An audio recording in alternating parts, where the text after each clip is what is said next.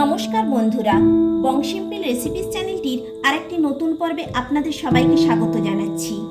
আজ আমি আপনাদেরকে খুব সহজেই নিরামিষ চানা পনির মশলা বানিয়ে দেখাবো। তাহলে চলুন বন্ধুরা, দেখে নিন আমি রেসিপিটি কিভাবে বানিয়েছি। নিরামিষ চানা পনির মশলা তৈরি করবার জন্য এখানে আমি কাবুলি ছোলা ভিজিয়ে নিয়েছি সারা রাত ধরে। তারপরে কুকারে 2টো সিটি দিয়ে সেদ্ধ করে নিয়েছি, অল্প একটু লবণ দিয়ে সেদ্ধ করেছি, একদম সেদ্ধ হয়ে গিয়েছে। এরকম গোটাই থাকবে অথচ সুসিদ্ধ হবে, এরকম করে নিয়েছি।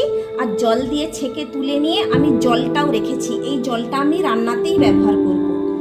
আর এখানে নিয়েছি 200 গ্রাম পনির।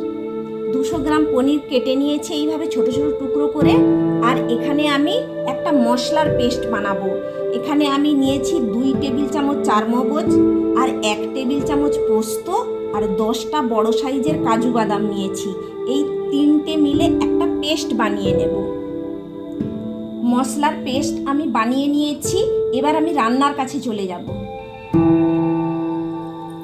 আমি এখানে গ্যাস জেলে কড়াই বসিয়ে ভেজিটেবিল অয়েল দিয়ে দিয়েছি, গরম হয়ে গিয়েছে, চারিদিকে ছড়িয়ে নিচ্ছি। আমি প্রথমে পনিরগুলো ভেজে নিচ্ছি, এক এক করে পনির দিয়ে দিচ্ছি।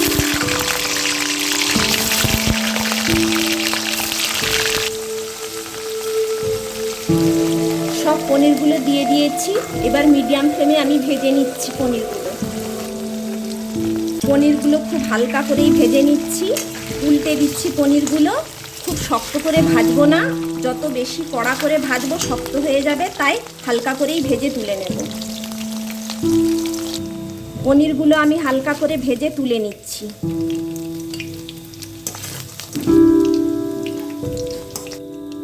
সব পনিরগুলো আমি তুলে নিয়েছি। পনির ভাজবার পর কিছুটা তেল আমি তুলে নিয়েছি। এবার আমি ফোড়ন হিসেবে নিয়েছি গোটা গরম মশলা, একটা দারুচিনি স্টিকের কিছুটা অংশ, 4টে লবঙ্গ, 2টো এলাচ ফাটিয়ে নিয়েছি, আর একটু তেজপাতা নিয়েছি, দিয়ে দিচ্ছি। একটু ভাজা ভাজা করে নিচ্ছি। একটু ভাজা ভাজা করে নিয়েছি। এবার এই বাটা মশলাটা দিয়ে দিচ্ছি। ফ্লেমটা একদম লোতে আছে। যেহেতু কাজু বাদাম বাটা আছে, অনবরত নাড়তে হবে, নাহলে তলা থেকে ধরে যেতে পারে। মশলার বাটি ধুয়ে জলও দিয়ে দিচ্ছি একটু। এবার অনবরত নেড়ে আমি কষিয়ে নেব। আরও এর সঙ্গে কিছু গুঁড়ো মশলা ব্যবহার করব। এখানে আমি নিয়েছি 1 টিস্পুন হলুদের গুঁড়ো, 1/2 টিস্পুন লাল লঙ্কার গুঁড়ো, স্বাদ অনুযায়ী লবণ। আমি লবণটা আগে সেদ্ধর সময় দিয়েছিলাম, সেই জলটা আমি ব্যবহার করব, সেই হিসেবে লবণ দিতে হবে। আর কিছুটা চিনি দিয়েছি স্বাদের ব্যালেন্স আনার জন্য। চিনি অপশনাল, আপনারা না ব্যবহার করতে চাইলে বাদ দেবেন। সব মশলা দিয়ে দিলাম। এবার ভালো করে মশলাটা কষিয়ে নিচ্ছি। এখানে আমি 1 টিস্পুন জিরের গুঁড়ো, 1 টিস্পুন ধনিয়া গুঁড়ো নিয়েছি, দিয়ে দিচ্ছি। এই সমস্ত কিছু মশলা খুব ভালো করে কষিয়ে নিচ্ছি। লো ফ্লেমেই কষাবো। মশলা কষাতে কষাতে আমি এখানে 1 টিস্পুন আদা বাটা দিয়ে দিচ্ছি, আর একটা মিডিয়াম সাইজের টমেটো পেস্ট করে নিয়েছি, দিয়ে দিচ্ছি। এবার সমস্ত কিছু উপকরণ খুব ভালো করে আমি কষিয়ে নিচ্ছি।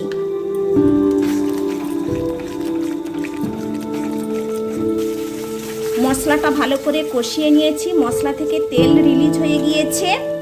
এবার আমি সেদ্ধ করে রাখা কাবুলি ছোলা দিয়ে দিচ্ছি।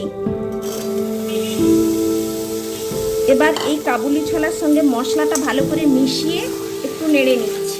বন্ধুরা, আপনারা যদি আমাকে হেল্প এবং সাপোর্ট করতে চান, আমি রিকোয়েস্ট করছি আমার চ্যানেলটিকে সাবস্ক্রাইব করুন, আর পাশে থাকা বেল আইকনটি অবশ্যই প্রেস করবেন, তাতে করে আমার দেওয়া নতুন রেসিপির নোটিফিকেশন সবার আগে আপনার কাছেই পৌঁছে যাবে।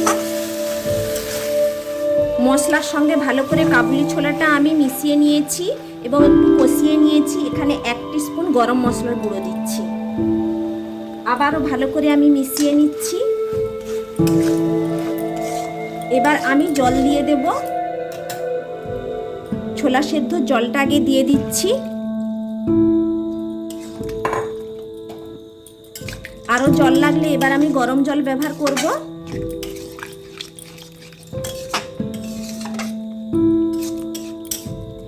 আর একটু জল দেব। এখানে আমি গরম জল করে রেখেছি, অল্প একটু দিচ্ছি।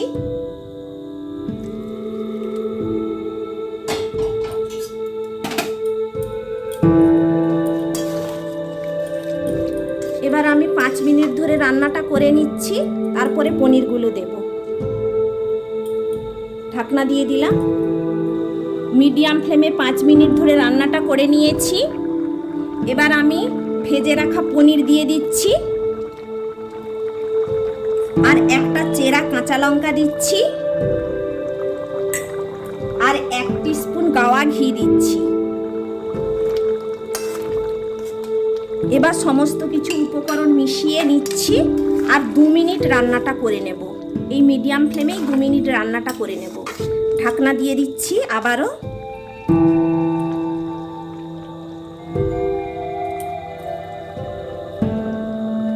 আবারও 2 মিনিট ধরে রান্না করে নিয়েছি।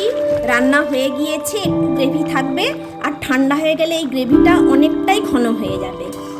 এই অবস্থাতে আমি বন্ধ করে দিচ্ছি, আর 5 মিনিট স্ট্যান্ডিং টাইমে রেখে দিচ্ছি, তারপরে গরম গরম পরিবেশন করব।